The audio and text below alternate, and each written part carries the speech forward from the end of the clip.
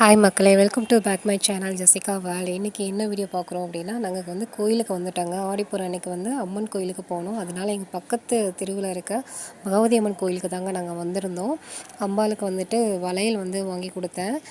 ஆனால் மாலை வந்து நான் கட்டலை, டைரெக்டாக வந்துட்டு வளையல் மட்டும் அப்படியே கொடுத்துட்டேன் நான்.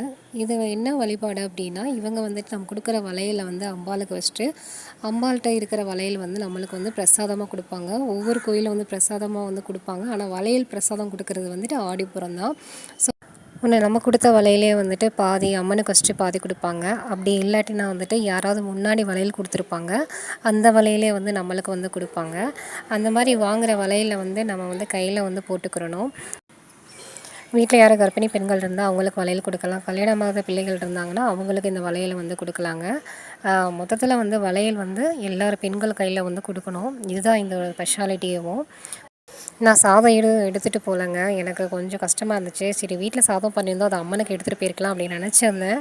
பட் என்னால் போய் எடுத்து கொடுக்க முடியல. நெக்ஸ்ட் டைம் கண்டிப்பாக வந்து அம்மனுக்கு வந்து கொடுக்கணும்னு நினச்சிட்ருக்கேங்க. அவ்வளோதாங்க, பூஜை வந்து ஸ்டார்ட் ஆக போகுது. வாங்க பார்க்கலாம்.